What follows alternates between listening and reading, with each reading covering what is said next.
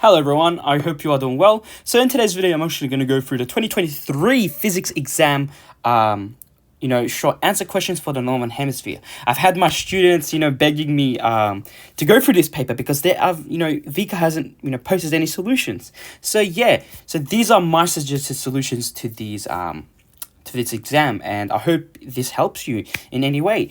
And before I always start, guys, if you guys want private tutoring in physics, chemistry, specialists, and methods, you can always email me through this email. It's also in my link in the description. Yeah, we can have a discussion. Perfect. So let's start. Question 1. So, two small charges A and B are placed 6 centimeters apart in a straight line as shown. Okay. Charge A has a magnitude of 5 coulombs and charge B has a magnitude of q coulombs. If the force exerted by charge A on charge B is 5.1 to the right, determine the value of q. Okay, so what do I know? Well, okay, because we know the force, so we know that force is equal to k q1 multiplied by q2 r squared. I know that the force is what? 5.1 times 10 to the power of negative 24. Our k value, it should be in your actual, it should be in the, let me just have a look at the, so your k value should be in your summary sheet. So it is 8.99 times 10 to the power of 9.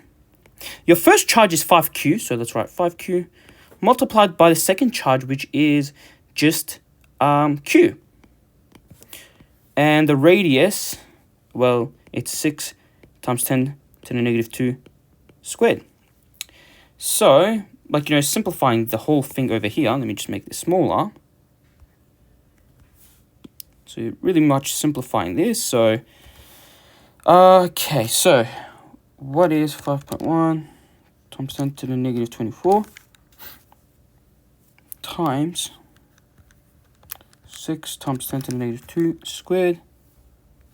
We have 8.99 times 10 to the power of 9. Okay, so we get 2.0422 times 10 to the power of negative 36, 5q squared.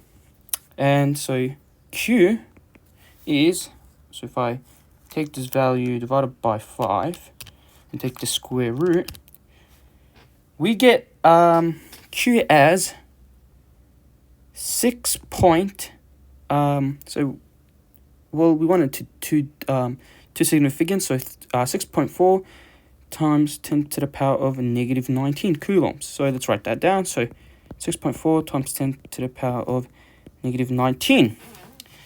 Perfect. So yeah, hope that's right. Let's move into the next question. A positive charged particle carrying a charge of 1.5 times 10 to the negative 8 coulombs enters a region between two large charged plates with opposite charges as shown. Okay, the potential difference between the plates is 2 kilovolts, and the kinetic energy of the charged particle as it enters the hole is this. Ignore gravitational effects and air resistance. Ariel and Jamie discuss what they think will happen to the particle after it enters the region between the two equally but oppositely charged plates. Ariel says that the particle has insufficient kinetic energy to reach the positive charge plate and will travel part way before returning towards the negative charge plate. Jamie says that the particle will collide with the positive charge plate and then head back to the negatively charged plate. Evaluate Ariel and Jamie's statements, giving clear reasons for your answer. Okay, so let's first calculate the kinetic energy that is required for this charge to reach the positive plate. Yeah, let's really let's calculate the kinetic energy. So let's do that. So we know that kinetic energy or your work is equal to QV. So our charge, what's our charge? It's 1.5. So 1.5 times 10 to the power of negative 8 multiplied by your voltage, which is 2 times 10 to the power of 3. So doing that, we get 2 times 10 to the power of negative 3. We get 3.0 times 10 to the power of 1, 2, 3, 4, 5 to the power of negative 5. joules. So it means that this is the amount of energy that is required for this charge to reach the positive plate. But there's a problem. Well, they've given us that the kinetic energy of the charged particle as it enters the hole is this, which is pretty much lower than the required. So it won't actually reach. It will quite like reach over here, then go back towards the negative. So it will never actually touch that positive charge. So what else can we say? Well, we can say because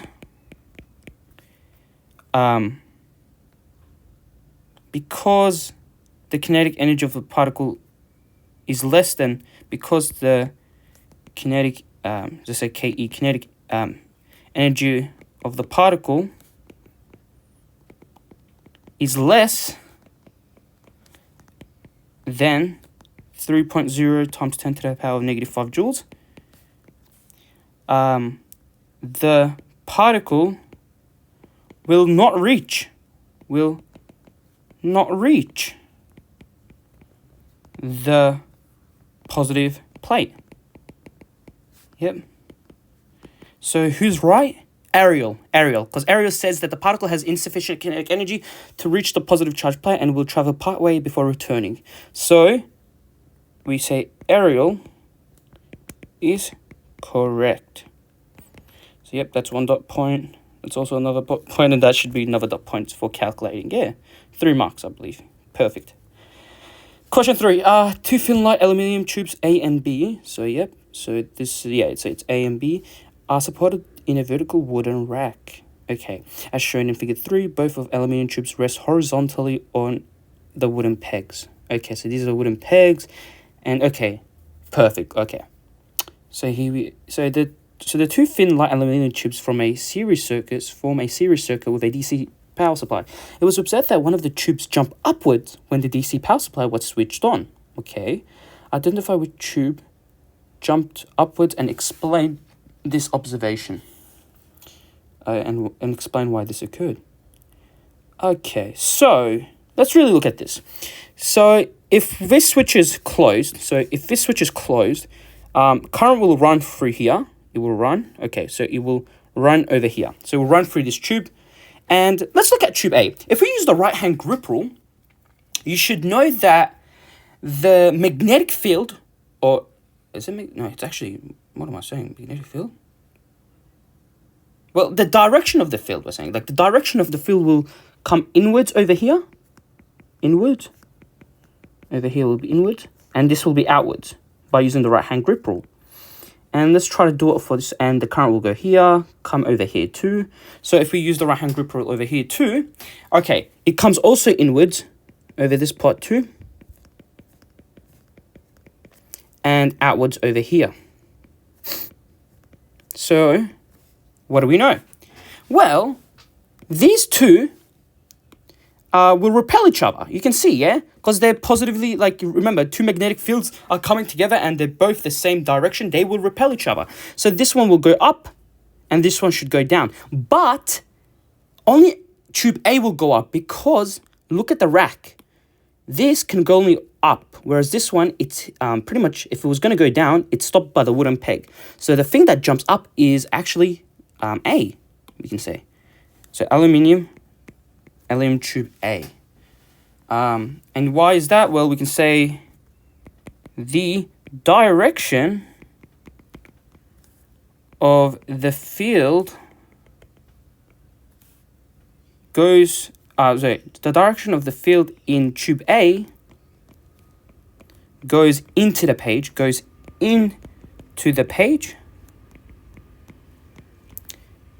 and direction of the field in tube B goes also into the page. So they will repel. But as tube B is held,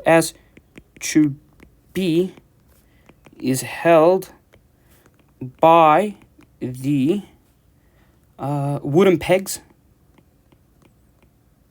It can't move. So tube A goes up. And that should give you the mark. How much? 3 marks. Yeah, that's enough to write. Okay, question 4. 2 electrons E1 and E2 are emitted, one after the other, from point P in a uniform magnetic field as shown in the figure. Okay. Both electrons travel perpendicular to the magnetic field, but in opposite directions. So throughout their journey, both electrons remain within the magnetic field. Electron E1, okay, travels at twice the speed of E2. Relativistic effects can be ignored as both electrons are traveling at low speeds. Electrostatic effects at point P can be ignored as 2 electrons are emitted at different times. Which of the following 3 outcomes occurs? Outcome 1, electrons E1 returns to point P in the shortest time. Electrons E2 returns to point P in the shortest time. Both electrons take the same time to return. So I'm going to be honest, guys. This is where they're going to try to trick you. You would think because this will have double the speed. E1 has double the speed. It means that you'll probably think it's going to come back the most in the shortest time. Be careful. This is where physics always tries to F you around. It will always, give you this rubbish and you need to really think. We need to use calculations. How many marks? 4 marks. So here, we're going to actually have to use some knowledge. So let's think about this. So using the right-hand slap rule, let's look at E2. How is the path of it going to go? Well, if I'm using the right-hand slap rule, I know the velocity is going this way and the magnetic fields are going into the page. So this one's going to be upwards. So it'll go like this. And it should be like a circle, actually. Yeah, it should be like a circle. And come back, because you remember, it's going to go like this, then so it goes perpendicular, so it should go like a circle. And this one over here, let's try E1. So using the right hand grip rule, we get something like this. Yeah, so they are circles. And okay, let's double check. Well, to check the time, because here we're talking about shortest time, which one has the time, we need to really, I think the best way is we calculate the circumference of both of these circles, and the velocities are pretty much given. That's good. So yeah, we just need to calculate the circumference. So that's not too bad, because we remember the formula, R equals mv over qb. So let's look at E2 first. Let's look at E1 actually. Let's look at E1. So E1, the radius, so let's write this. E1, so the radius is what? So the mass is just, let's keep m as mass. Velocity of E1 is twice, so we can say, just write 2 times mv, and everything's the same anyway. Yeah, so everything's the same. Whereas, yeah, and what about E2? So E2 has just the normal velocity, so it's just mv over qb. So that's that. Well, let me just write it as R equals mv qb. So what's the ratio of the radius? Well, the radius of E1, so let's write R E1 is twice the radius of RE2. Yes. So, okay. Now, knowing this, what can we do? Well, let's try to calculate. So this is what we're saying. So this point over here, and this radius over here. So the radius of R, okay. So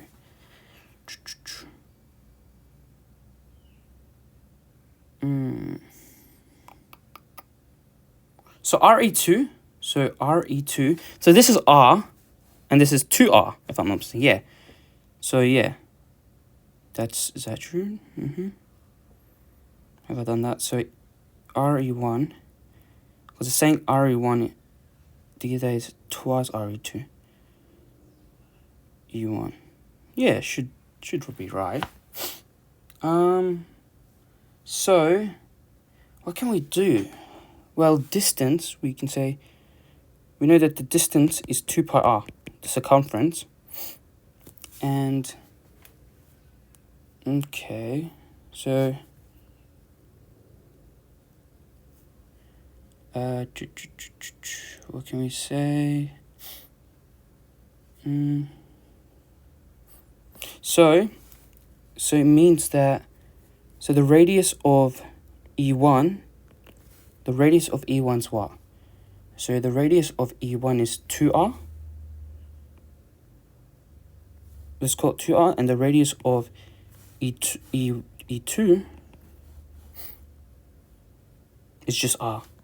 Okay, so now just put this in this formula. So D equals, for distance for first E1, actually, E1 equals 2 pi, r is what? 2r. So it's just 4 pi r. And the distance for E2 is 2 pi r, just 2 pi r. Okay, so what do we know? It means that if we're going to calculate the time for E1, like E1, so time for E1, its distance, which is 4 pi r, over the velocity, which is E1, yeah? E1, velocity is 2v, which is 2 pi r over v. Okay, and then the time for E2 is the 2 pi r over the velocity, which is just v. Okay, so what does that mean? Well, the times are the same. Just have a look at this. This time is the same as, so they occur at the same time. So even though one has double the speed, the time they occur is the same. So both electrons take the same time to return to point P. Yeah, so choose 3. Damn, that was actually 4 marks for that. Damn. Yeah, I hope that's right. Yeah, 3 marks. So outcome 3 would be the best answer for that one. Question 5. It states, figure 5 shows the sun, the moon, and the earth. The mass of the sun, so the mass of the sun is approximately 3.3 times 10 to the power of times the mass of the earth. Okay, the distance from the sun to the moon is approximately 390 times the distance from the earth to... So, okay, if we can say that this distance over... So from the earth to the moon is, say, r, and it says the distance from the sun to the moon, so the distance from here to this distance over here, so the distance from the sun to the moon is approximately 390 r, because that's the radius of this.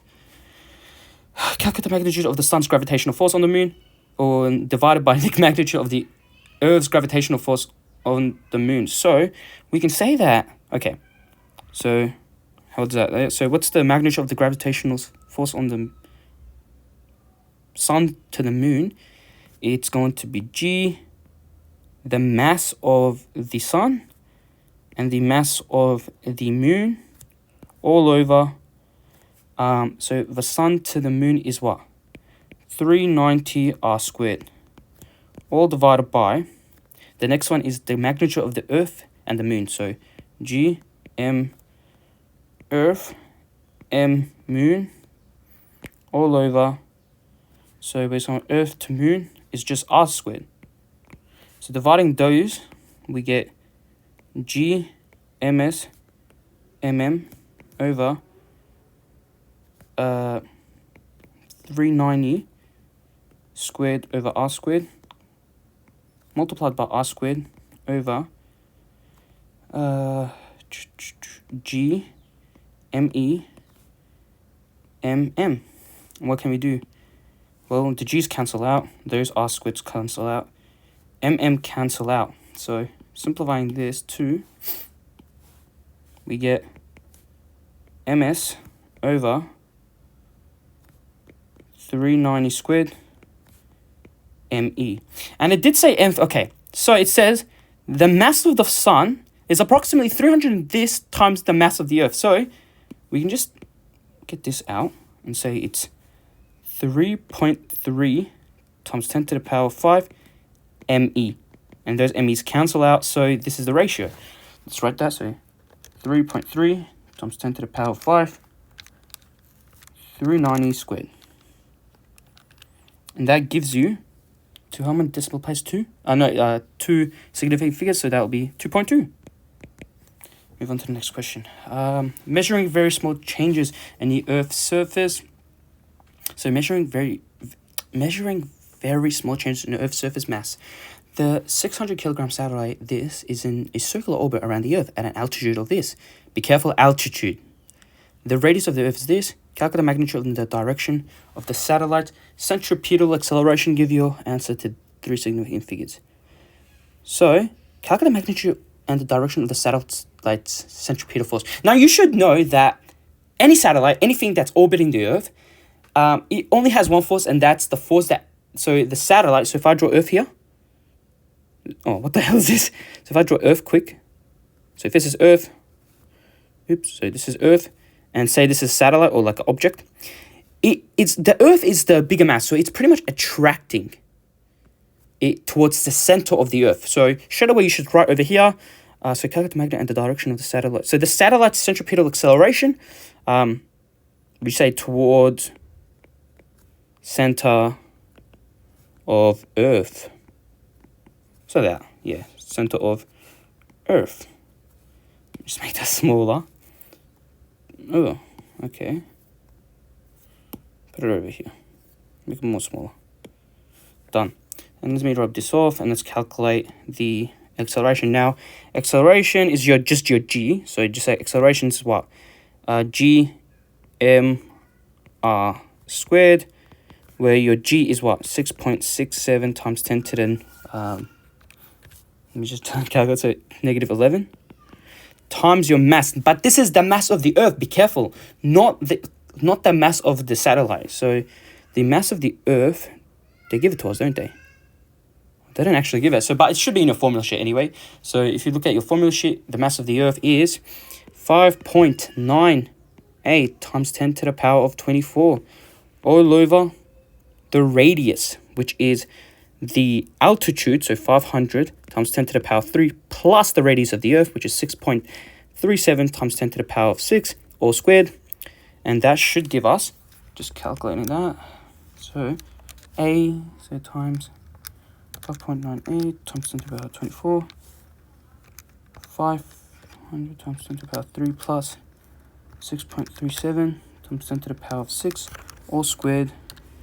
And we get, so to how many significant figures? 3 significant figures. We get 8.45. Yeah, so 8.45.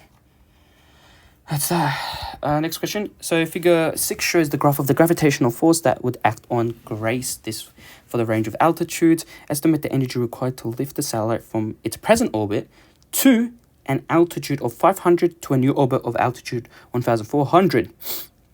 Okay.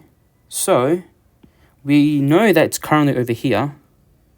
It was 500 originally, and we want to increase it to 1,400 by altitude.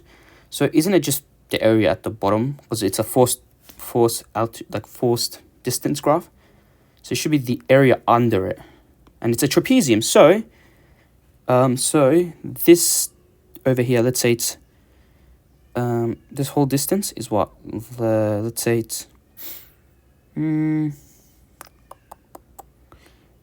3,900, and let's estimate this to be 5,000, this distance. Well, this distance over here is what? What's 14 minus 5, so it's 900. This distance is 900. So, using this, let's calculate it. So, it's a trapezium, so you should know that area of a trapezium is what? Half your 3,900 plus 5,000 times your altitude, which is 900, times 10 to the power of 3, be careful, kilometers. I hope that's right, and that should equal 0.5 times 3,900 plus 5,900 times 10 to the power of 3. Enter that, and we get 4 point... How many significant figures, actually? The lowest is 3, I think. Yeah, so let's say 4.01. All right, so 4.01 times 10 to the power of, so 1, 2, 3, 4, 5, 6, 7, 8, 9 joules. Let's write that down. So 4.01 times 10 to the power of 9 joules. Perfect. I hope I did that right, because I'm very confused. Did I? I may have rushed it. Yeah, I hope that's right. Question 7. Figure 7 shows a schematic diagram of a simple DC motor powered by a battery. The motor has a rectangular coil, WXYZ, consisting of 45 turns. The side WX has a length of 6 centimeters, and the side XY has a length of this. The coil is connected to a split ring commutator. 2 permanent magnets provide a uniform magnetic field of this. Both the coil and the commutator are free to turn. Alright. The switch is now closed. Will the motor spin clockwise, spin anti-clockwise, or remain stationary when viewed from the battery side? So, okay, that's not too bad. So, because the magnetic field's going this way, so it's going from north to south. Yep, and it's going north to south, and we know that this battery is, the current's going this way. And so, let's say at ZW, so if you use the right-hand slap rule, the current's going that way, and so this point over here should go upwards. And this one should go downwards. So if that's going to happen, it's going to turn this way. So it's going to turn anti-clockwise. Yep, so anti-clockwise by using the right-hand slap rule. Calculate the magnitude of the force on YZ. So yeah, there will be a force on YZ because it is perpendicular to the magnetic field if the current flows through the coil. Okay, so we say F equals NILB. Your number was what? 45 turns, so we can say 45. Your length of ZY is what? ZY is the same as WX. 4 times 10 to the negative 2, because it's in centimeters. Your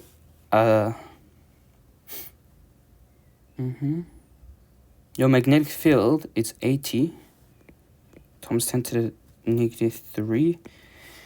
And your current was 3.2. So calculating all that, we should get, so 45, 4 times 10 to the negative 2, 80 times 10 to the negative 3, 3.2. That gives you, to how many significant figures? So 2. So let's say, yeah, so it'll be 0.46 newtons. Is that right? 0.46 newtons?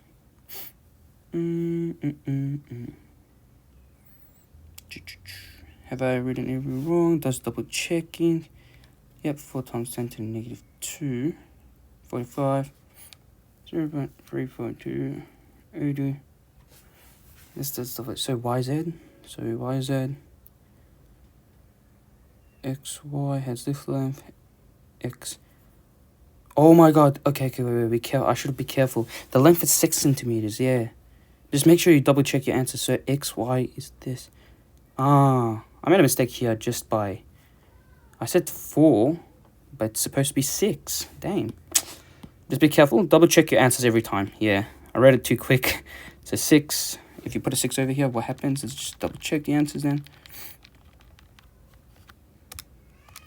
So 6 times 10 to the negative 2. Okay, and we get totally different answer actually. We get 0.69 newtons. Careful, yeah.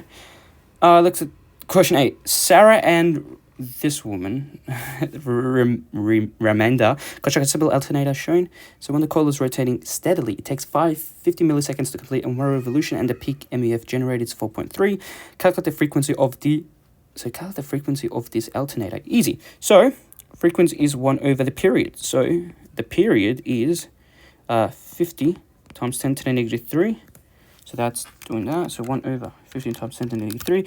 That gives you 20 hertz. Calculate the EMF VRMS generated. Show your working out and give your answer correct to 3 significant figures. Alright, so you should know, okay, we want to calculate the EMF, so the voltage RMS generated. Show your working out and give your answer correct to 3 significant figures. Okay, so the EMF generates 4.3. So, and we want to just convert that to RMS. That's easy, 2 marks. Is that it? Okay, so voltage RMS is what? So you should know that's 4.30 divided by the square root of 2 to get an RMS. And that would be 4.30 root 2 to 3 significant figures. That will be 3.04. So we write 3.04. Let me just write it nicely. 3.04.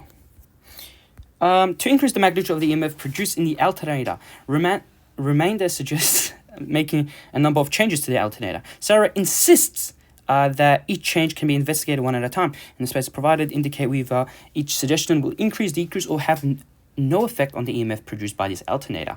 Okay, so we have reduce the resistance, increase the thing, reduce the period, increase the number of turns. Okay, we should straight away know that so EMF is proportional to negative n area and your B over here and your change in time. So reducing the resistance, absolutely not. There's nothing that relates to reducing resistance. So we say no effect.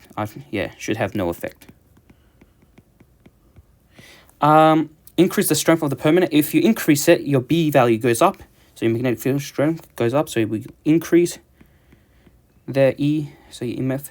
What else? Reduce the period of rotation. If you reduce your period, this will increase your EMF, which again we can say also increase the number of turns. Absolutely, it will increase too. And that's that. Yeah, hope those are right. Okay, question 9.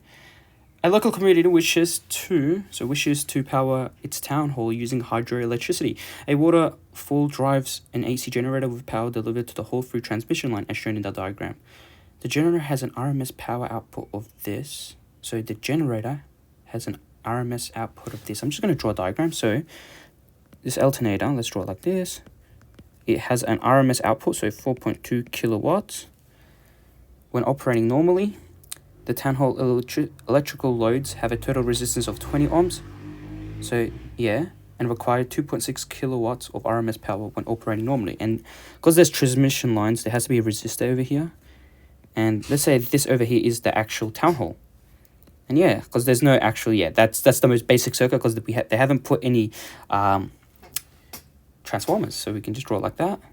So they say the town hall's electrical loads have a total resistance, so it has total resistance, so 20 ohms here, and require 2.6 kilowatts of RMS power when operating normally. Calculate the RMS voltage at the town hall under these conditions. Okay, very easy. So if I'm going to look at my formula sheet, we can use to calculate voltage P equals V squared over R. And so what's our P value? Well, our P value is, so our power is 2.6 times 10 to the power of 3. Equals V squared, which we want to calculate, and R, resistance, is just 20. So, do this in your calculator, 2.6 times 10 to the power of 3 times 20. Take the square root of that. Gives you 228 volts. Calculate the resistance of the transmission lines. Okay. So, one way that I would do that is, I want to find the current because it's a series circuit and the current's the same for everything. If I can find the current, that's easy. So what relates current? So if I'm going to look at my formula sheet, what relates current? Okay, so what relates power? So power, current, and power, current, resistance. P equals I squared R. So say P I squared R. And we can say that we want to calculate I. So what's our P? Well, it's just 2.6. So 2.6 times 10 to the power of 3. I squared. And your resistance is just 20 on that point. So let's calculate what's I.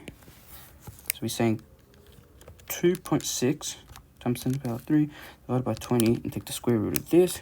We get 11.4 amps. So 11.4 amps runs through this resistor. Okay, we have the amps. So to calculate its resistance, we need to also calculate its voltage. Well, we know the voltage of this is 228 volts, yeah? we can calculate the voltage of this part over here, because this is our source, and minus it from this to get the overall for this one over here. So what relates power, voltage, and current? Yeah, so power, voltage, and current. P equals VI. Yeah, so P equals VI. So we want to calculate the voltage. So our power is what? 4.2. So 4.2 times 10 to the power 3 equals your volt, and the current's 11.4. So that'll be 4.2 times 10 to the power 3 divided by that. So your voltage for 368.36 volts. So the voltage of this over here is 368.36. And we might this minus that to get the overall for this. Let's do that. So we can say that voltage for resistor is 368.36 minus 228, which equals this value minus 228, so equals 140.36 volts. So now we have the voltage. It's easy now to calculate. So resistance, we can say by Ohm's law, V equals IR. Well, we know, let me just put this over here. Now, what's our voltage? Well, we have 140.36. I is 11.4, and R is what? So let's just do that. So that divided by 11.4.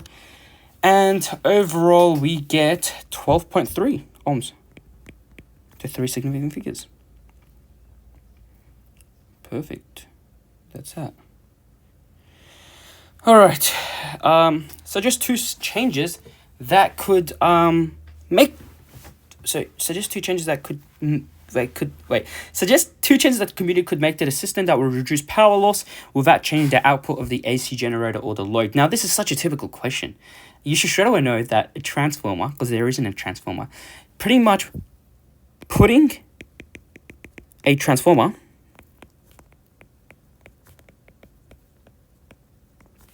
will increase. So putting a transformer increases voltage.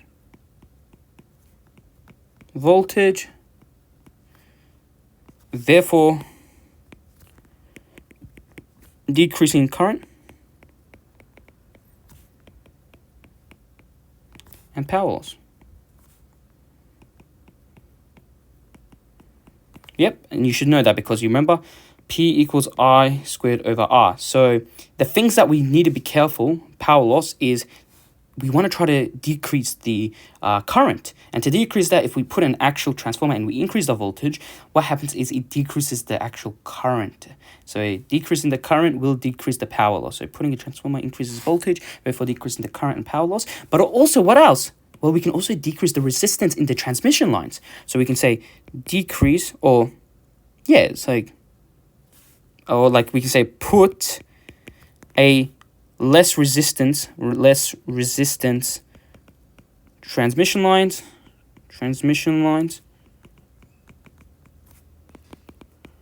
for less power loss. That's it. Those two should give you the mark. Let's move on to the next question. Question 10. All right. A single rectangular loop of wire a single rectangular loop of wire containing a cutoff section labeled EF, so E is here and F is here, moves to the right at a constant speed of 2.4 milliseconds, as shown in 10a. At time t equals 0, the right-hand edge of the loop enters a constant magnetic field into the page. Okay. The induced EMF produced as a function of time is shown on the graph. While the loop enters and is partially within the magnetic field, an EMF is generated between point E and F. Which point is positive? Okay.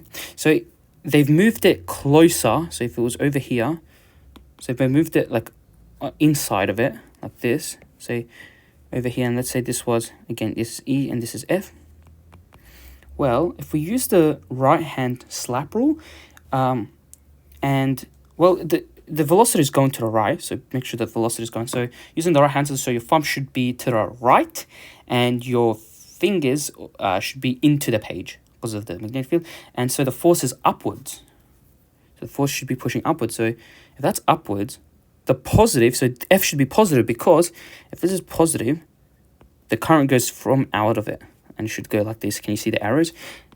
It's not E, because if it was going down, yeah, E would be the one that, so this, if this was positive, E, yeah, it would move this way.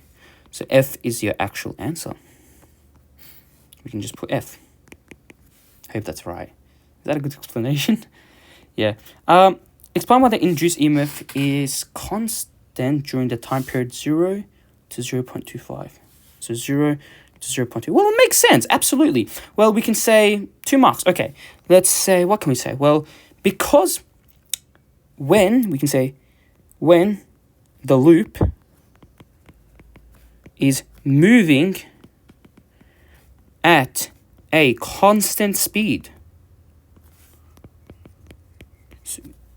when the loop is moving at a constant speed in the in the magnetic field,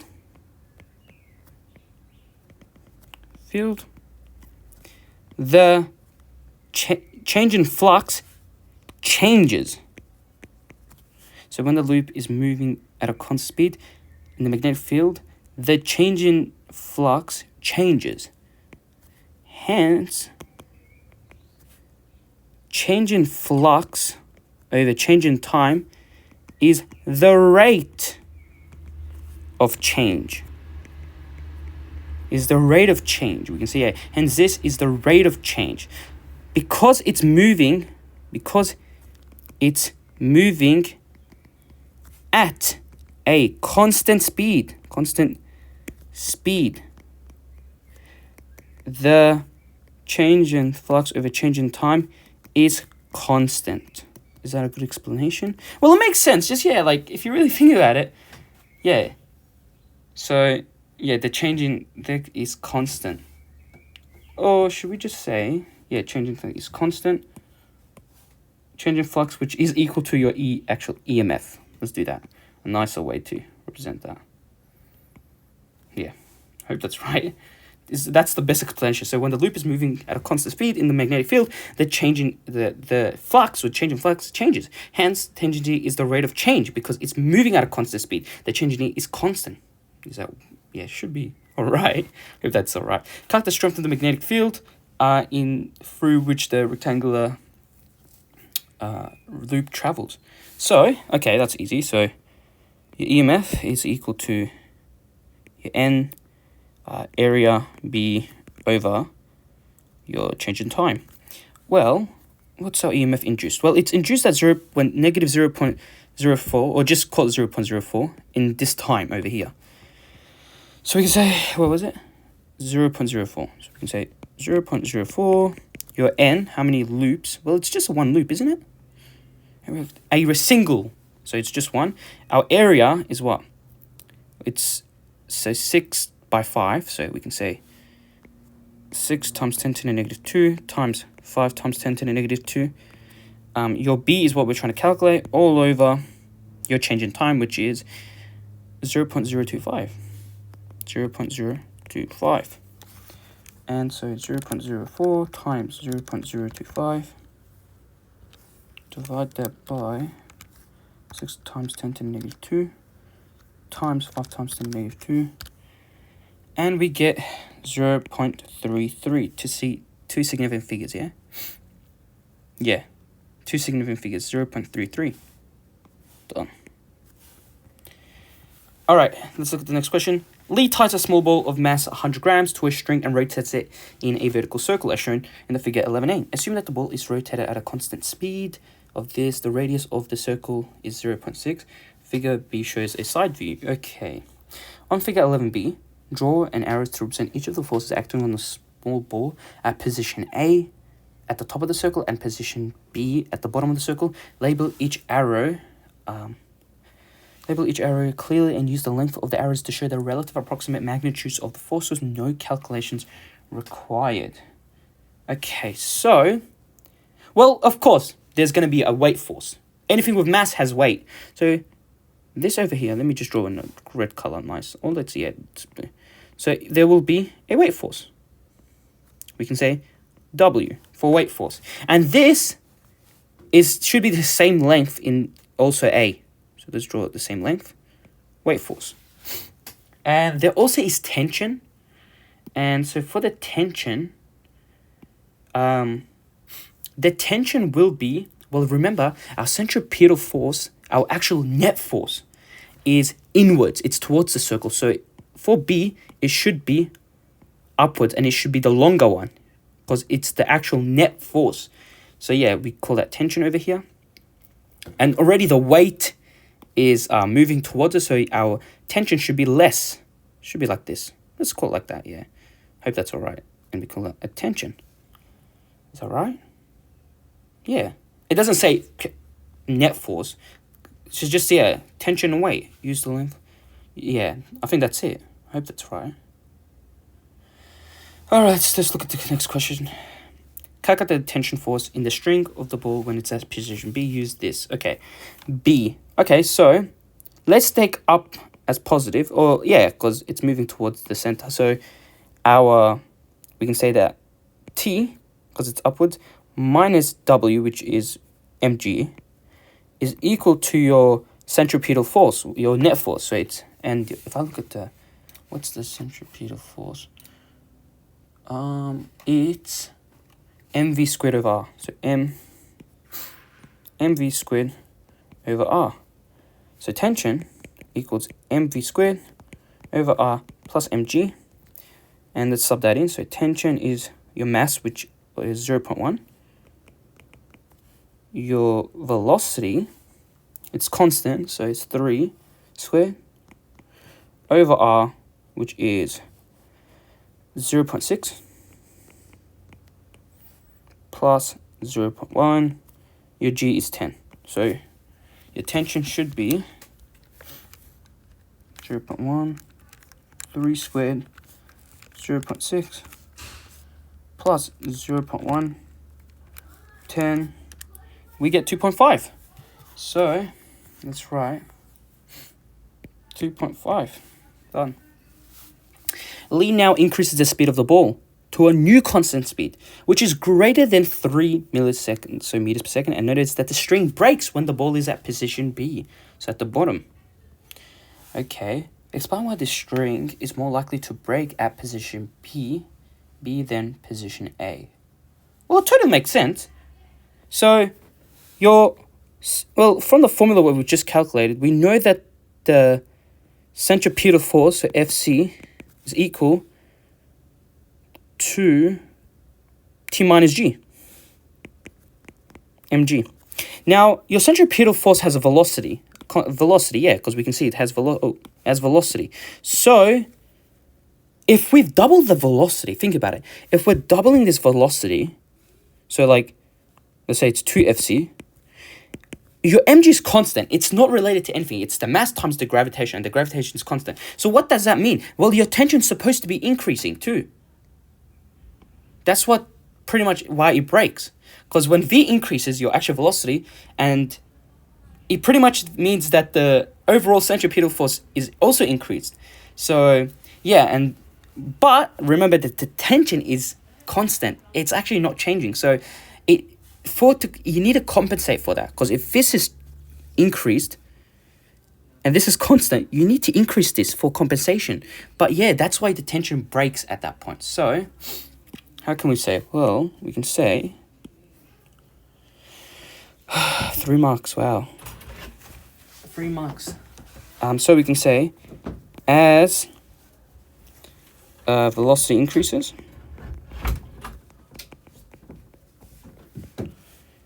the centripetal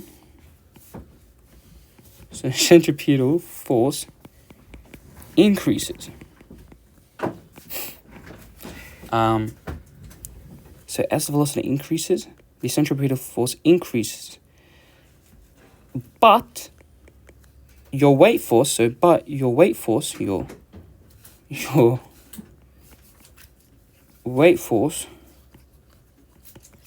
is constant. constant. So the tension must increase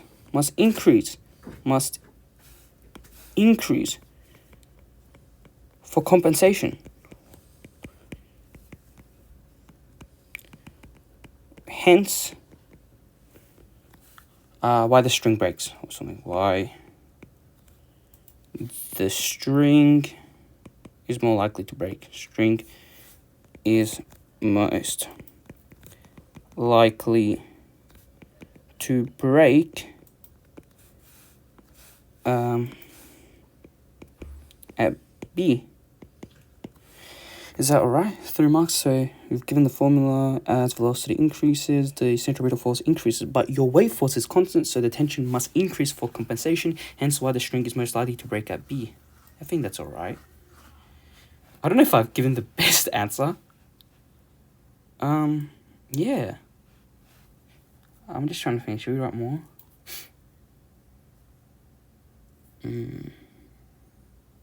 And yeah, so and if you really think over here, why does it not break at A is most likely because your weight force, think of it. If you're drawing your centripetal force formula, so FC would be what?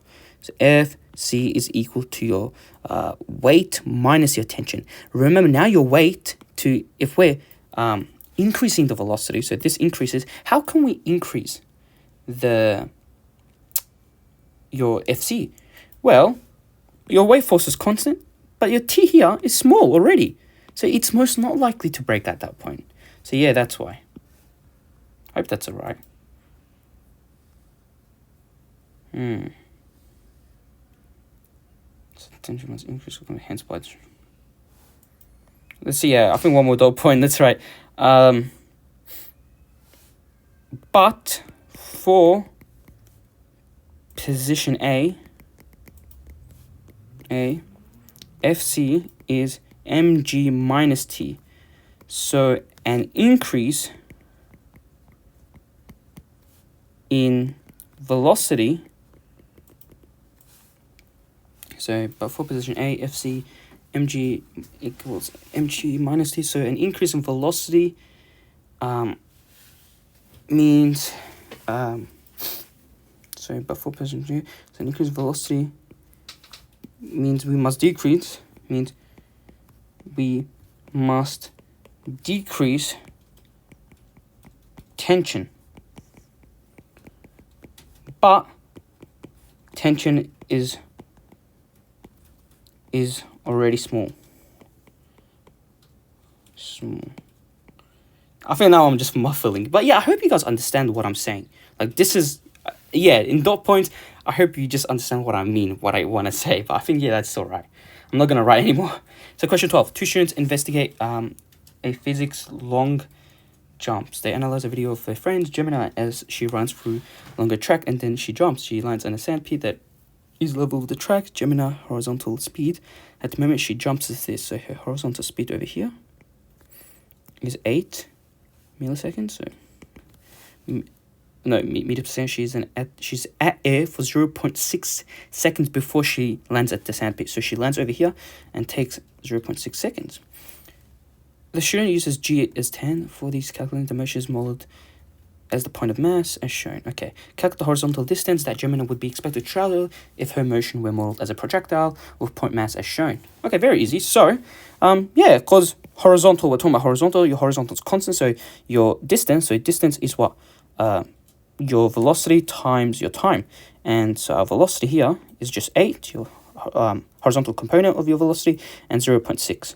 So 8 times 0.6, we get 4.8. So we write 4.8.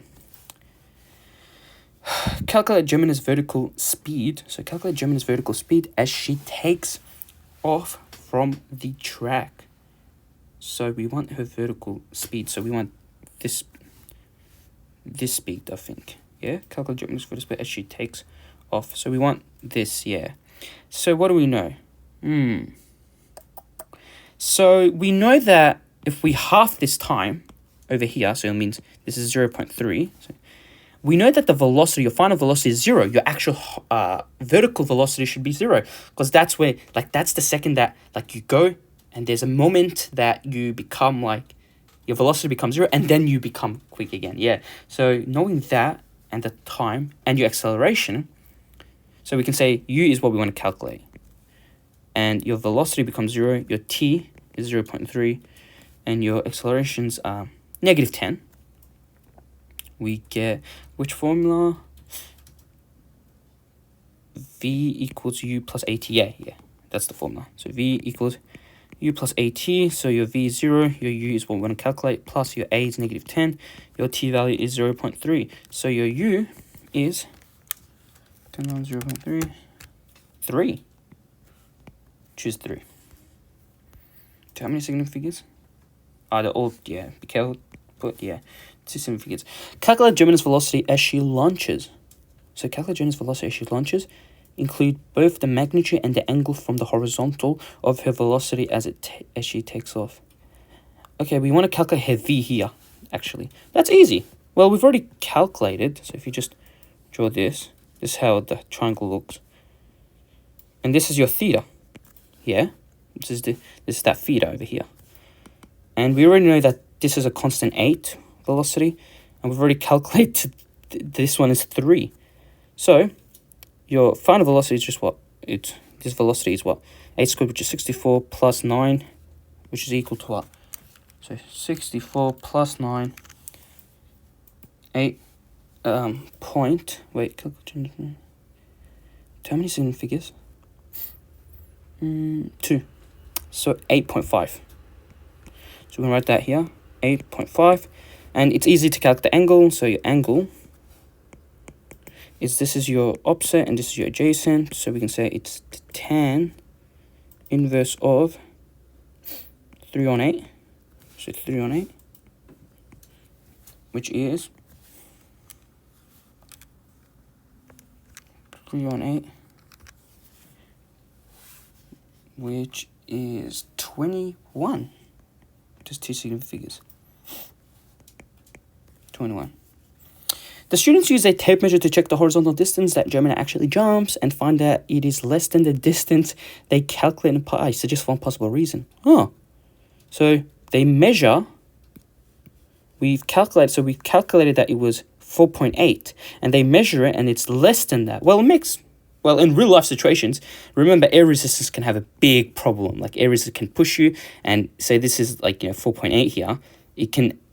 Air resistance may put it over here, like. Because, like in real life, we have air resistance and that rubbish. So, yeah, I think just one possible, we can just say air resistance. Done. Question 13. As part of the practical investigations, 2 physics students, Chris and Arya, investigate changes in the gravitational potential energy and elastic potential energy for a 2 kilogram mass initially hanging on a spring. The spring has an unstretched length of 1. Yep, so we can see that.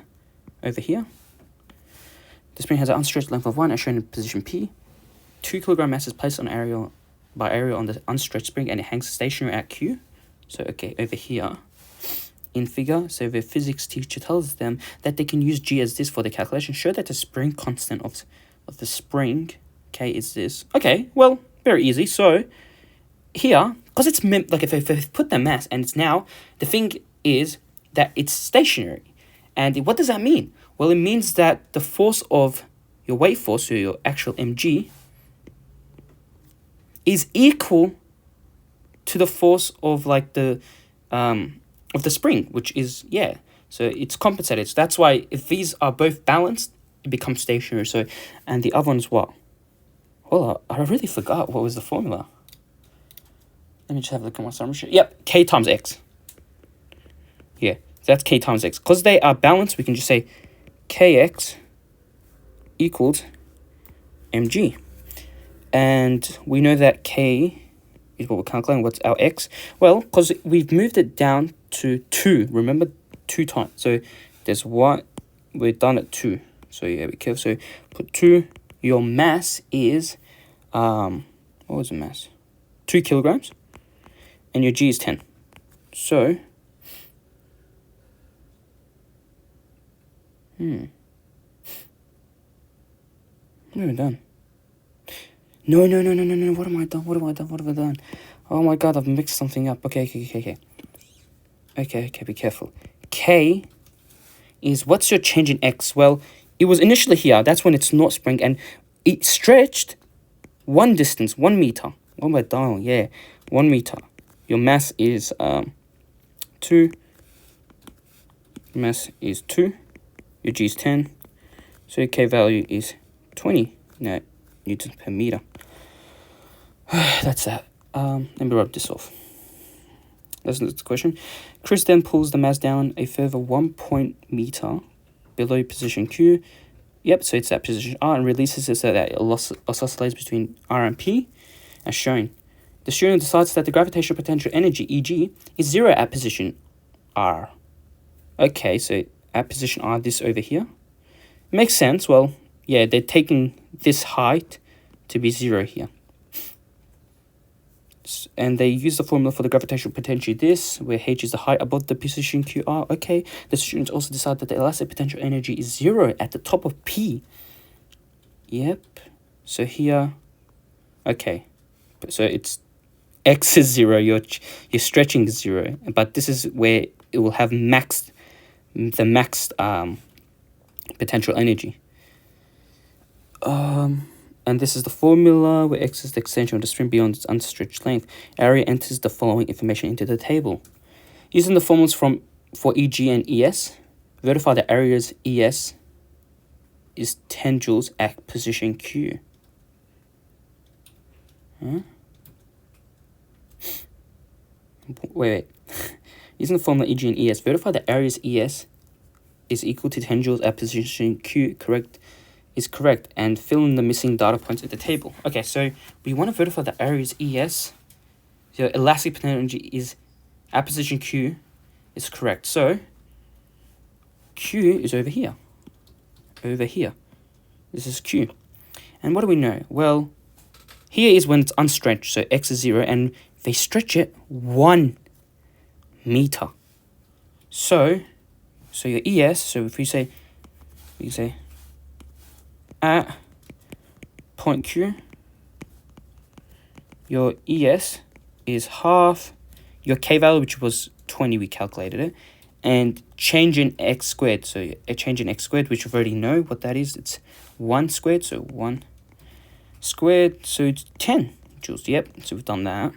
And we just need to fill in that other table, this table. So, let's look at this. What did it say? R is that. So, okay. Yeah. So, makes sense. So, R, so if we're going position R, which is over here, your EG is 0, yes? And at position Q, we've gone 1 meter upwards. The height is 1 meter. So we can just say at point Q, EG is mgh, which is mass, times your G, which is 10, and your H, which we said 1, which is 20. Wow. So that value here is 20. Yeah, make sure to get 3 significant figures, yeah? We need to make sure they have the same, yeah. Okay. And just nicely write that. And what else? We want to ES, so we want to calculate it for the height. We already given, yeah. So we want to calculate ES, and we've already gained change in X, so we can say ES is half K, which is 20, change in X squared, which here is 1.5. So we can say 1.5 squared, which 0.5 times 20 times 1.5 squared, that's 22.5 joules. 22.5 joules, yeah. That's that. On the axis below, plot EG, ES, so your gravitational ES, your strain versus position data for the oscillating mass on your graph. Choose an appropriate scale and measure and numbers for the y-axis. Use the small circle. So use small circles for EG data and small triangles for ES data. Draw a line curve. So draw a line curve or curve of best fit through the points for EG. draw a line curve of best fit through plotted ES data. Okay, let's do that. So let's calculate first EG. Well, we've already calculated these values. They've already given us here. So for EG, these are your values, and these are your, for R, so we can say R, when it's at 0, your EG is 0. So we can say that's here. And it's a circle, by the way. And 0.5, it's 10. Oh, well, we need to scale it. Let's do 5, 10, 15, 20, 25, 30, 35, 40, 45, 50. So 0.5, it's 10. 0.5, it's 10, so it's over here. 1, so at 1, it's 20. At 1.5, it's 30. And at 2, it's 40. So if I draw a nice line, perfect. And that is EG. What about your ES? Well, we already know the values. So for R, when R is at 0, it's max value. So when it's at R, it's 40. So when it's at R, it's 40. So it's draw a triangle there. And at 0.5, it's 22.5. 22.5, which is over here. So nice triangle.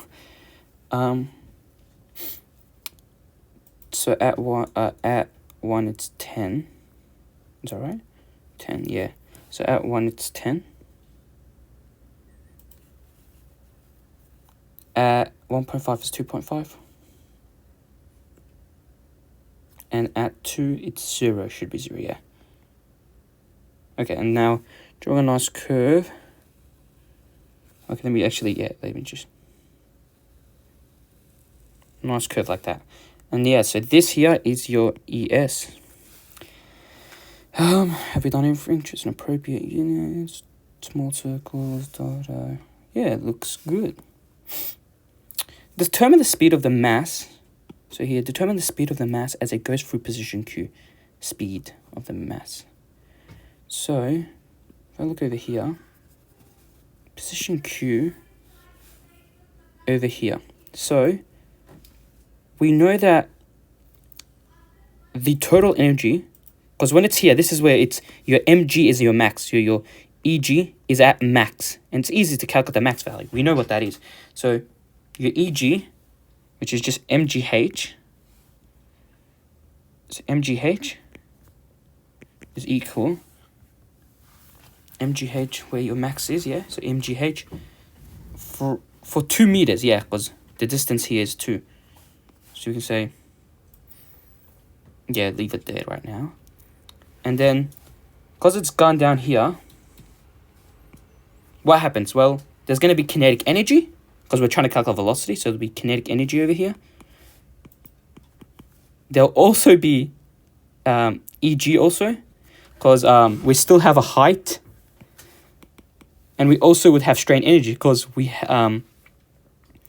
gone, like, through the middle, so the spring has, yeah, there's supposed to be some spring energy, so we can call it ES.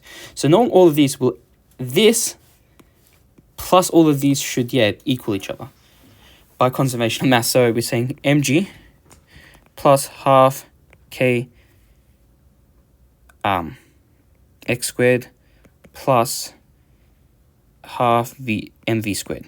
Knowing this, so your m is what? Well, it's 2, your g is 10. And your h is where it's max, so it's at 2 meters.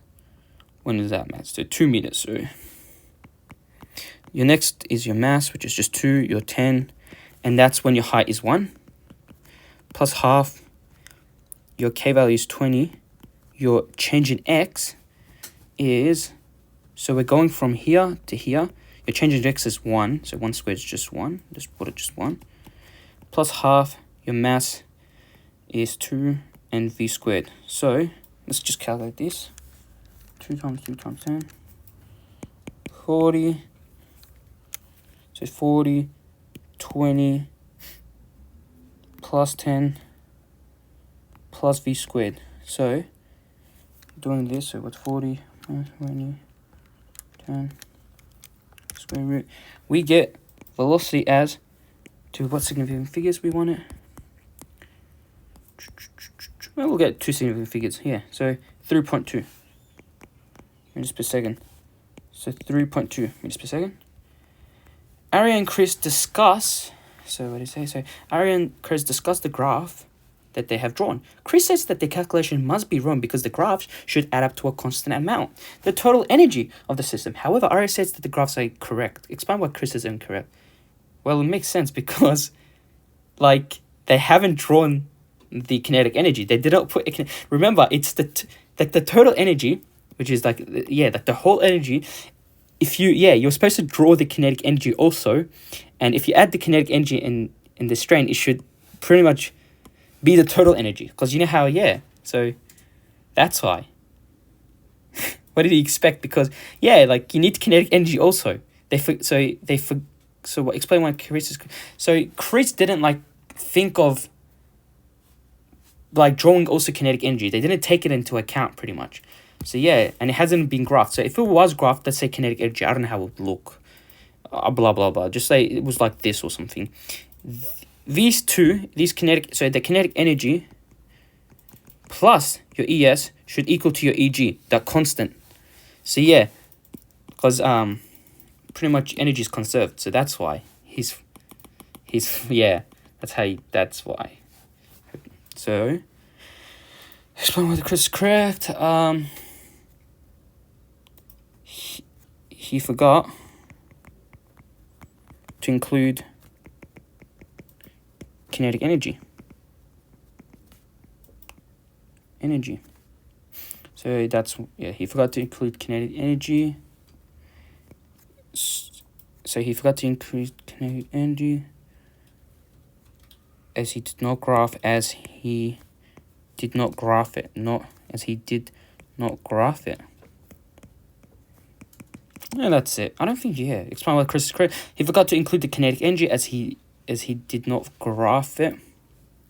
I mean, what else can you say? He's incorrect. He's not, Question 14. A spaceship of length 7 centimeters. So if I'm just going to draw a box, let's say that's 7 centimeters. 71 meters, actually. Measured when stationary on Earth. So that's your proper length, because we're stationary and we're looking at it. Is traveling horizontally past an observer on Earth at a speed of this. So if it's moving at a speed of 0.8 c, if I'm looking at it and I'm an observer and it's moving, I'm going to see it contract because it's moving at such a high speed. So the spaceship emits a beam of light towards the observer. State the speed of light as measured by the observer on Earth. Here they're just trying to trick you. You should know that the speed of light is constant for all observers. That's one of the Einstein's postulates. So speed, your velocity is what? Just 3.0 times 10 to the power 8. This is supposed to trick you. We can say Einstein's, I don't even know, but Einstein's postulate, speed is constant for all observers. Is constant for all observers. Done.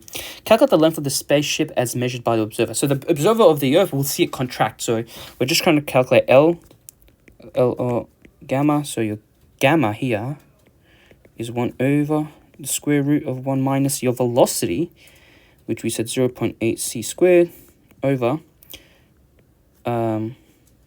c squared, which should equal to what?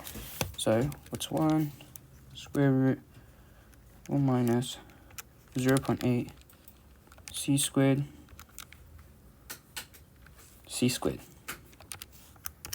and that gives you 1.66. So L is your normal length, it's 71 over your 1.66. So your length is 71 divided by that. So 42 to how many significant figures? We'll say, yeah, 42 significant meters, 42 meters. That's that. That's the actual length. Perfect. All right, let's look at the next one. Nail. I don't know how to say it. A nail is standing between two loudspeakers on a school oval, as shown in Figure 14. Sound of a single frequency of 200 hertz is being emitted equally from both speakers. The distance between the speakers is 7.2. When Nail stands exactly halfway between the speakers, the sound is quite loud. It's because her path for difference is 0. That's what you should know. Because if she's standing in the middle, yeah, and that's going to create, when the path difference is 0, or like, yeah, a constructive interference is happening. So Nail begins to walk towards now one speaker and notices that the sound gets quieter and then louder. So now she's walking through the notes and the antinodes, or yeah, she's getting through those. She's getting through, yeah, like those. She's getting through constructive and destructive interference. So calculate the wavelength of the 200 hertz sound, taking the speed of sound to be this. Okay, easy. So we know that velocity is f, your wavelength. So your wavelength is your velocity, which is what? 360 divided by your frequency, which we said was 200 hertz. That's 360 divided by 200. That's 1.8 meters. So we can say 1.8. Nail decides that this observation must be due to interference. Explain how interference accounts for the loud and quiet points. Okay, so explain how interference accounts for the loud and quiet points. Okay, so we can say 3 marks. Okay, what can we say? Okay. The path difference, we can say the path difference of sound. So the path difference of the sound from each speaker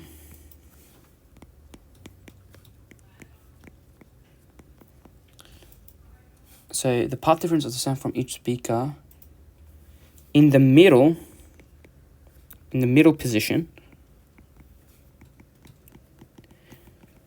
is 0. Path difference is 0. So constructive interference occurs, resulting in loud. So we can say resulting in loud noises. So the path difference of the sound from each speaker in the middle position is 0, so constructive interference occurs, resulting in loud noises. And we can say as she moves to, so what'd you say? Now begins to move towards one speaker. So as she moves towards a speaker, her path difference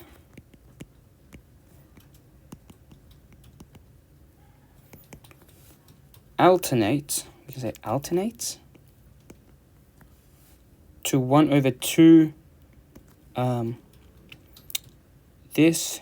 So the path difference of the sound from each speaker in the middle position is 0, so constructive interference occurs, resulting in loud noise. As she moves towards the speaker, her path difference alternates to half this. Yeah, so she starts here, and let's say over here alternates to half. This and destructive interference occurs.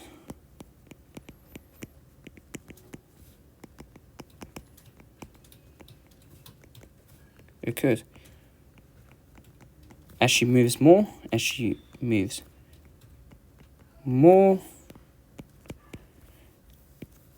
the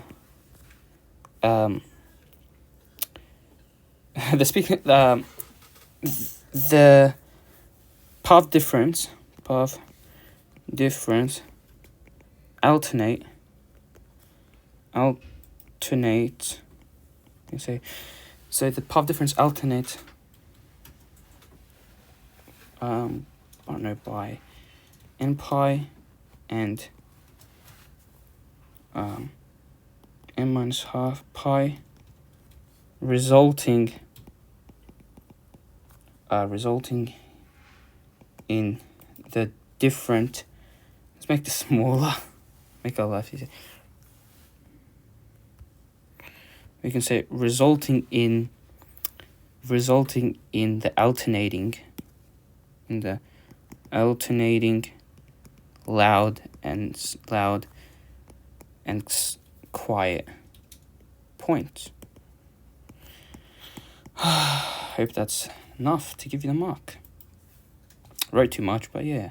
I hope you guys understand what I wrote here. Calculate the spacing between two adjacent quiet points. So two adjacent quiet points. Let's say there's another point here and say that's 3 on 2. So 3 on 2 gamma, we can say can you say the spacing between? We can say that the path difference of, so what's the path difference of 1 over 2 this? If I'm calculating this, we're saying half, and we said the wavelength is 1.8, so what's 1.8? So what's this times 0.5? We get 0.9. So we can say, okay, we can say that 30, we get that. What's the 3 on 2 gamma equal to? So half, not half actually, what am I saying? 3 over 2, 1.8, so 3 over 2 times 1.8, which is 207 meters. So adding both of them together, we should get 3.6. Now, we don't know the value of x, so we can say that 3 plus 6 plus x minus 0.6 minus x should equal the first one, 0.9. Yeah, that's your first equation. We can also say that 3.6 plus x minus 3.6 minus x is equal to 2.7, the second one. Now we can calculate. Let's calculate x for both of them. So for the 0.9, let's just write 0. For 0.9, it will be, because this is, yeah, what the hell is here?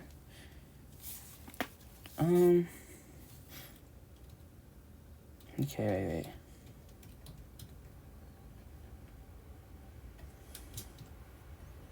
So 0.9 divided by 2, no.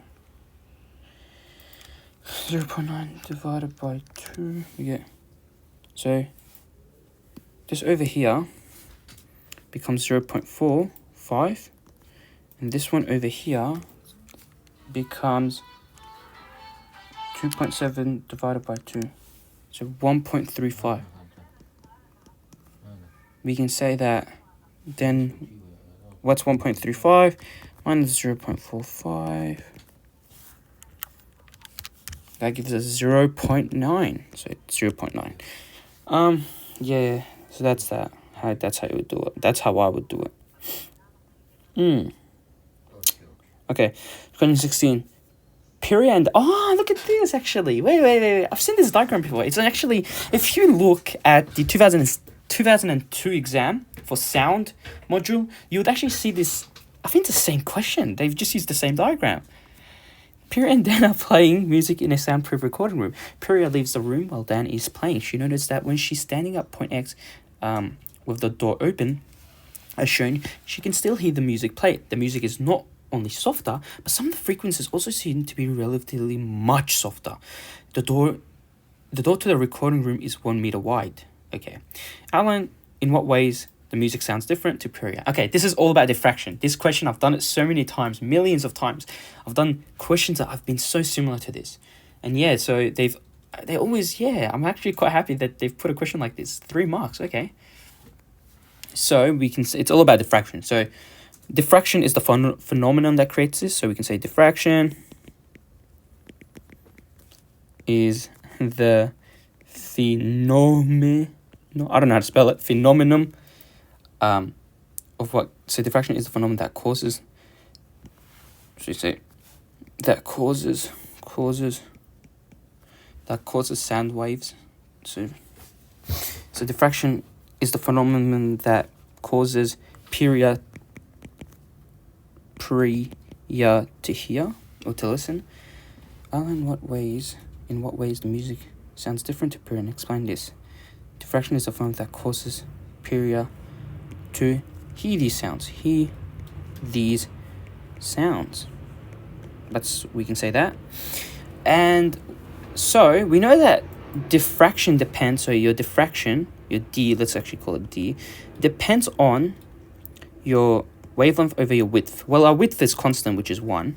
So just say your diffraction is equal to your wavelength. So it's actually just, it's proportional to your wavelength. We can say diffraction that causes period to here. Diffraction is dependent. Diffraction is dependent. So we can say diffraction is dependent on gamma over width. So when, we know that when this ratio is greater or equal to 1, then there is, we know W is 1 because it tells us, so we can say that W is 1. So we can say that gamma is greater or equal to 1. So when we can say that, so when wavelength is greater or equal to 1, priya hears, so like priya hears downplay as it's, so diffraction is dependent on this. So when wavelength is greater or equal to 1, priya hears downplay as there is low, as the frequency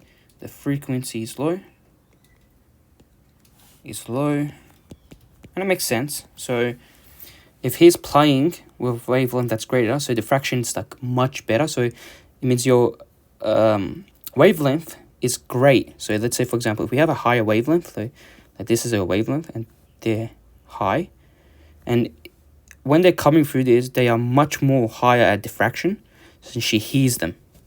Whereas if now we can say that when this value is less than 1, so like now they're very close, they will just become very, diffraction is less prominent. So we can say priya hears the tone as plays low. But as gamma is less than 1, priya, well, wait, this one, priya hears that. Wait. Diffraction is the formula that causes priya to hear the sound. Diffraction is dependent on this. So when wavelength is greater than the priya hears the frequency. But as this, diffraction becomes small,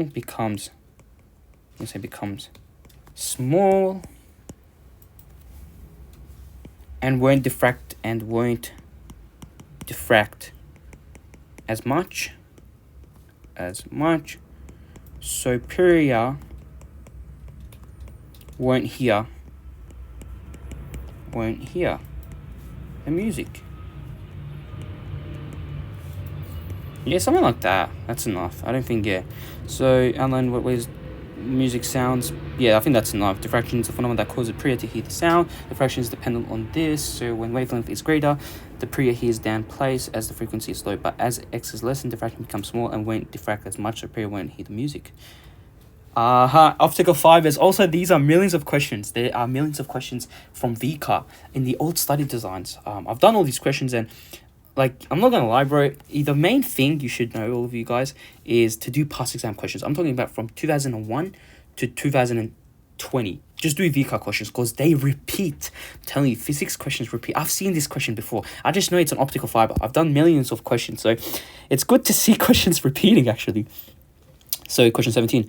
An optical fiber consists of a transparent cylindrical glass core surrounded by transparent glass collating a ray of monochromatic light. It's incident on the optical fiber at an angle of θ1. It refracts to an angle of θ2.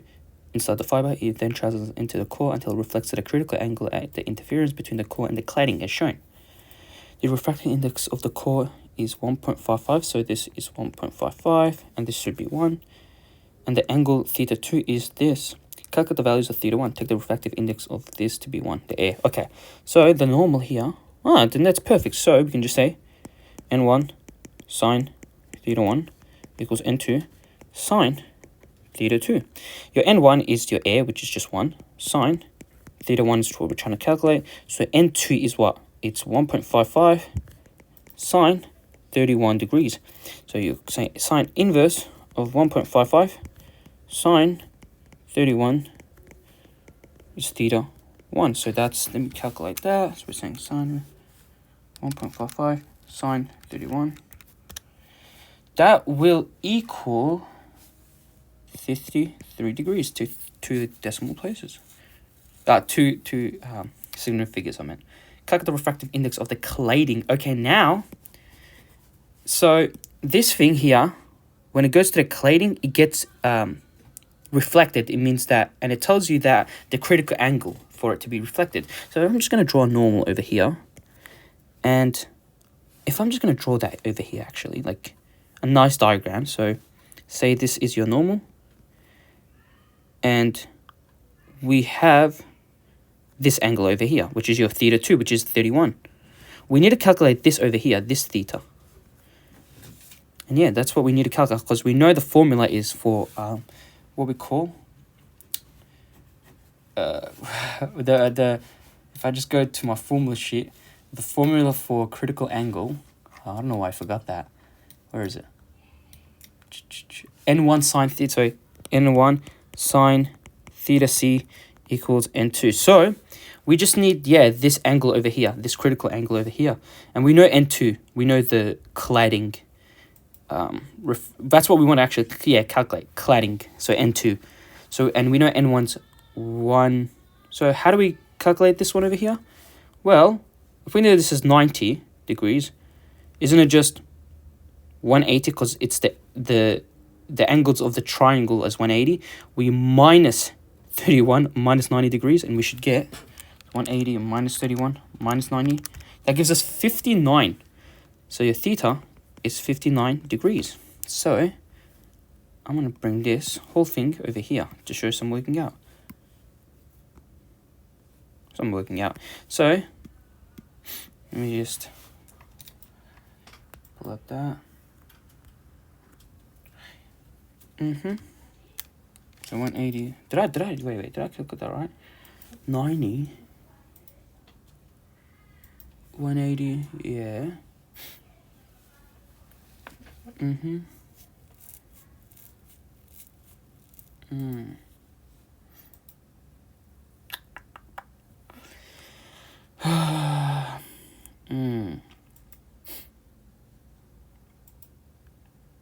Wait.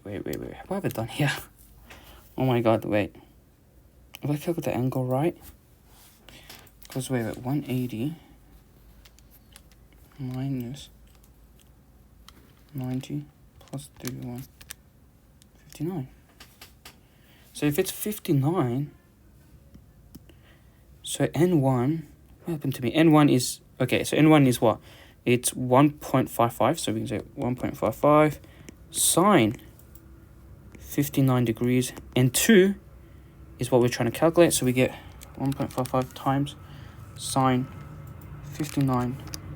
Rubbish! No, that's not a right answer, because we need to get an actual reflective. We need to make sure it's less. The N2 must be so small. It cannot be like 1.32, no.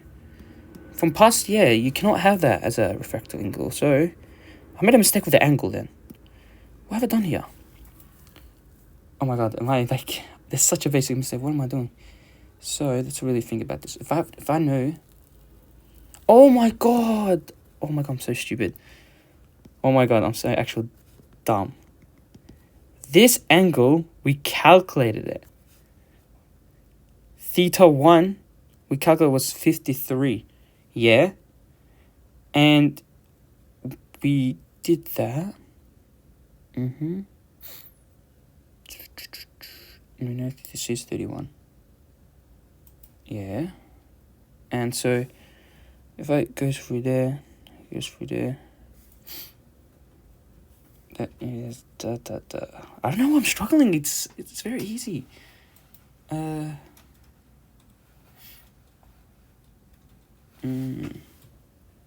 Geometry has messed me up. It's so basic geometry, but what's happened?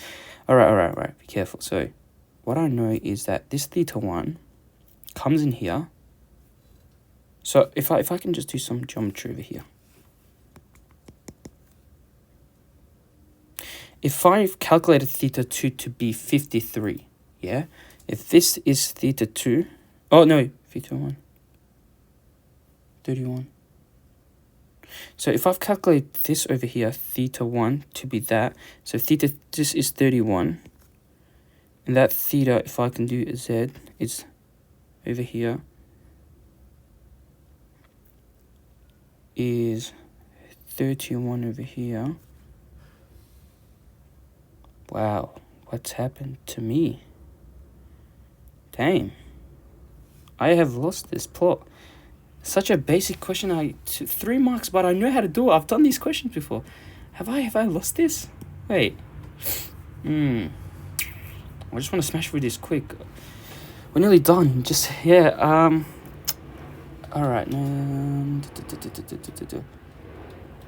Okay. Yeah, got it. So, if I was drawing a triangle, what am I done?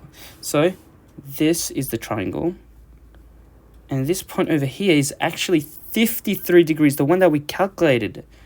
So, this is a right angle triangle. So, this theta over here is what we want to calculate. That's your critical angle. So, 180 minus 53 minus 90.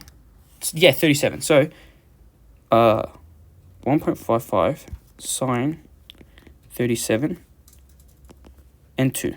So N2, so 1.55 times sine, answer.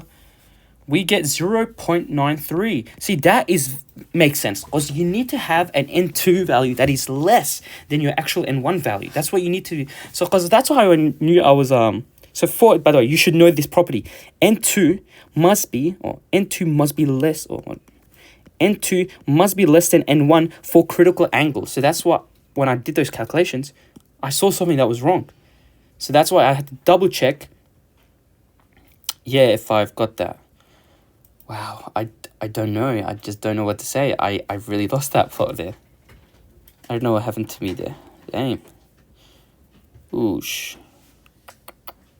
Let's go to the next question. Let's finish this exam quickly. Students carrying out a young double slit experiment using the experimental setup is shown. Laser light passes through the 2 closely spaced narrow slits and forms a pattern and dark bands on the screen. These bands are numbered. The even numbers are bright bands and the odd numbers are dark bands. The band spacing is X. Band 6 is equidistant from each of the 2 slits. Very typical questions. These questions always come up in every time of these exams, and you should, guys, know them. How do you do these? So, we can say that band 3, which is this dark part over here, well, it's white, but it's actually dark in the actual paper. So band 3 is dark because destructive interference.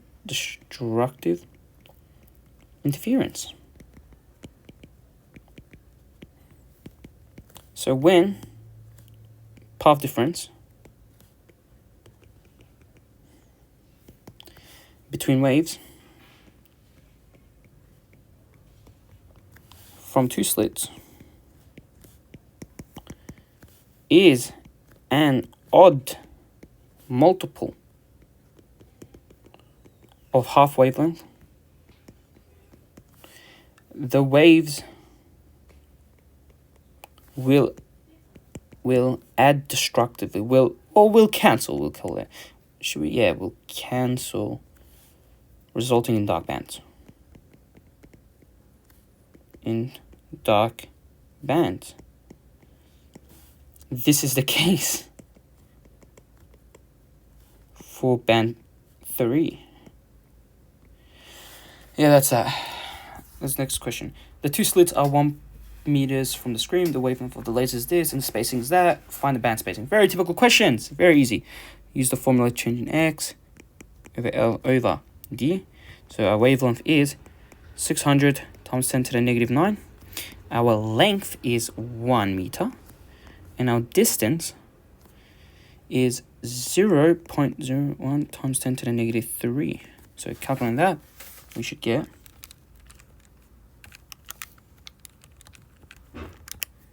what happened? Oh, yep. We get 6 times 10 to the negative 9, 0.1 times 10 to the negative 3. We get 6. But it's in millimeters, so times 1,000. We get 6. Yeah, 6 as the answer. The whole apparatus is now immersed in an insulating liquid of refractive index 1.2. The spacing of the band changes. Explain why the spacing of the band changes and include calculations of the new band spacing. All right, straight away you should know. If we put it in a liquid of refractive index of 1.2, so we've put it in something that's thick, pretty much. So if you put it in something that's thick, the light, we should know that the velocity decreases. The velocity of the light decreases. So we can say velocity of light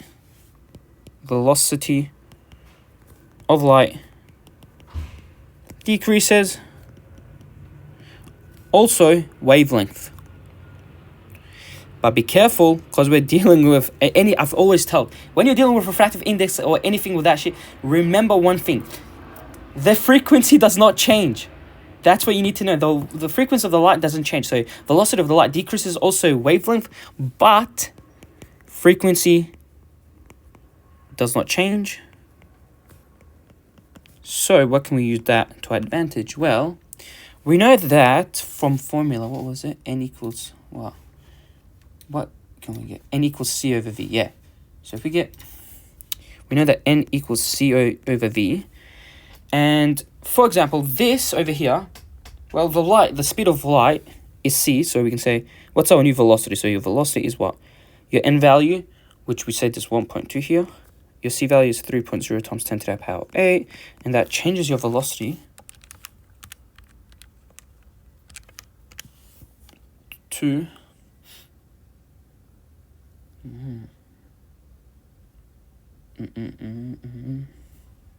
what have I done? What have I actually done? I'm supposed to say, carefully here. So your what about say velocity is 3.0 times 10 to the power of 28 all over your N value, which is 1.2. So that changes it. 3.0 times 10 to the power 8, 1.2. So it slows it down by 2.5 times 10 to the power of 8. Yeah? So if that's what happens, so it slowed it down to that. And yeah, so we have that. But we just need to calculate the wavelength, because the wavelength changes, we said. And we know that the wavelength, to calculate that, is what? So velocity, F, wavelength. We know that the frequency is constant, and we know the velocity, but what about the frequency? Well, we know the frequency is constant, so knowing that, we can say, well, we know that, okay, so we know that velocity is equal to your frequency times your this value, your actual thing, and we know that the frequency is constant, so your velocity of light is 3.0 times 10 to the... So this is originally, we're saying, because, frequency hasn't changed, we're just going to use what we have here, like the value of the wavelength of this. And remember, light it was the original speed of light. So that's your velocity over your value of your your wavelength, which was 600 times 10 to the power of negative 9, which is 3.0 times the power of 8, 600 times 10 to the negative 9.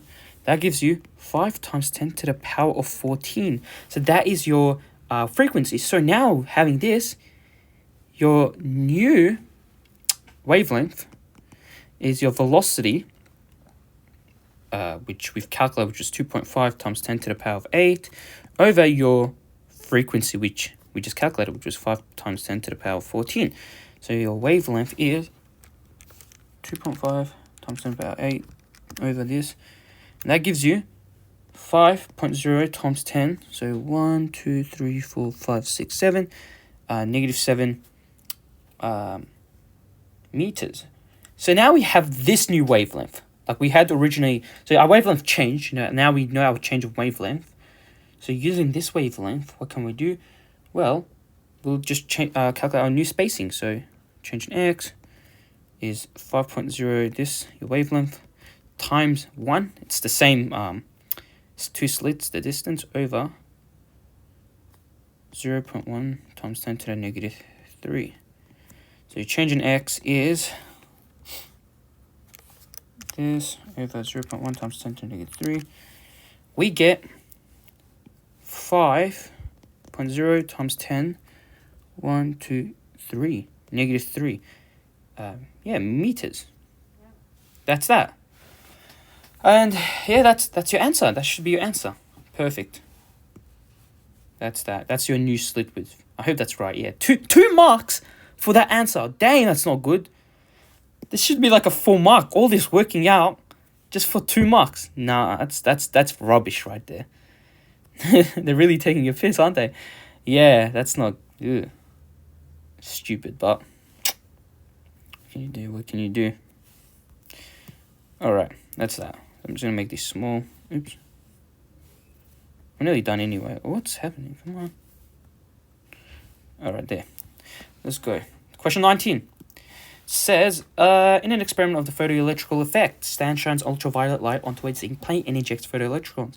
The work function of zinc is this. Calculate the minimum frequency of the ultraviolet light that could eject. So your minimum value, so your actual threshold we want to calculate. So using the formula, if I just go to my summary sheet, where is that? Okay, perfect. So we know it is this over your HFO. So our value of our function, work function, is 4.3.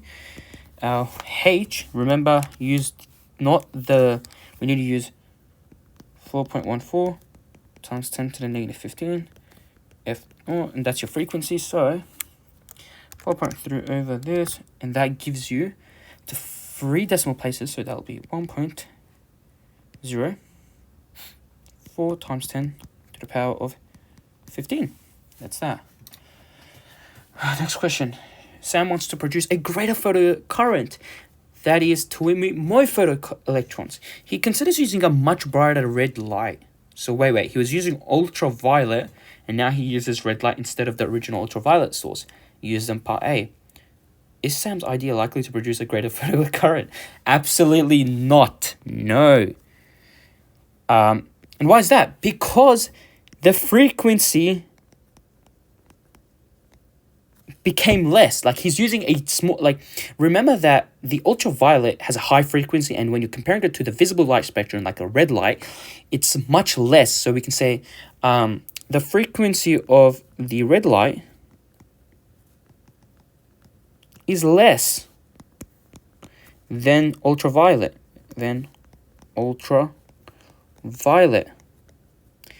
Therefore,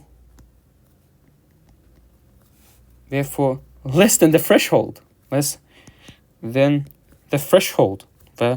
threshold. So no electrons, no photoelectrons would be emitted.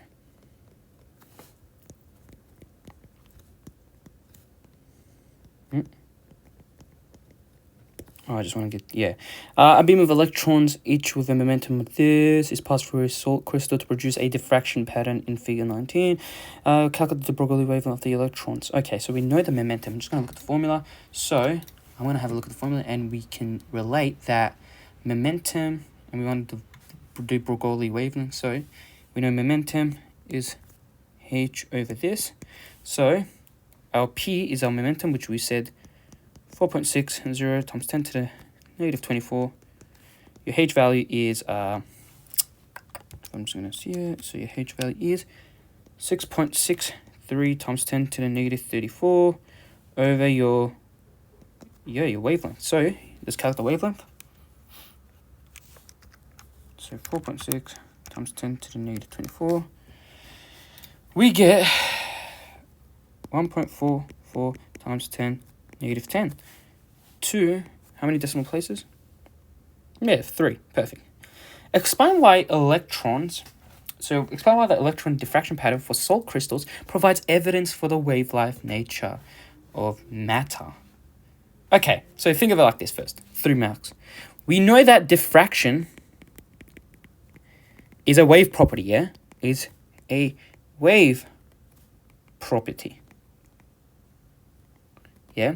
So, and so diffraction is a wave property, and diffraction depends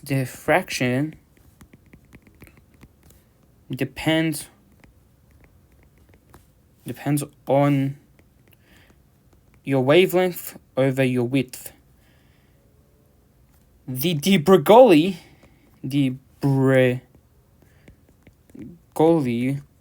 wavelength is similar to the spacing in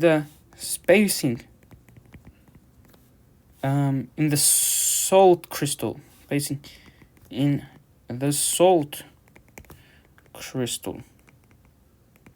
Therefore, diffraction occurs, indicating wave-like nature. That's that, yeah. Diffraction is a wave property, that's true. And diffraction depends on this. And we have what we call is the wavelength, and the de Broglie wavelength is similar to the spacing of the salt crystals. Diffraction occurs, indicating wave-like nature. That's what it pretty much is. That's it. That should give you the marks. Next question is the last one. Oh, that's good. Okay. The energy levels of hydrogen atoms are discrete, quantized, and there are no levels between them. Explain in terms of the properties of electrons in the hydrogen atom why only certain energy levels are allowed. Now, this question is been repeating every year, by the way. Same question. So you should have this in your summary sheet. I'm just going to write it. So we know in the orbit is an exact multiple of the wavelength. We can say wavelength of the electrons. A standing wave is formed. This means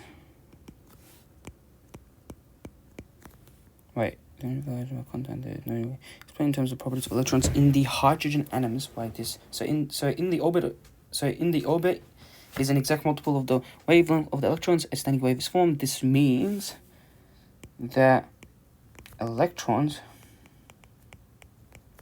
of those particular wavelengths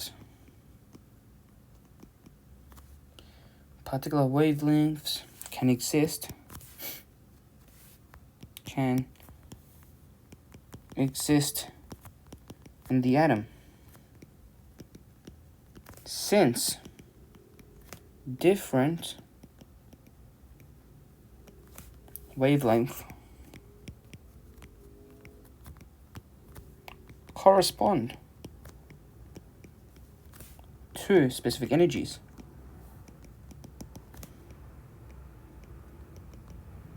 Only those energies states are possible.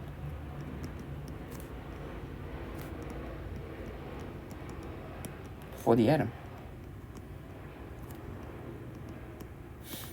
And yeah, that's that. That's the end of the exam. See, normally, look, the questions that repeat, you need to have them in your summary sheet. Make sure you have the thing in your summary sheet, and don't write them like this.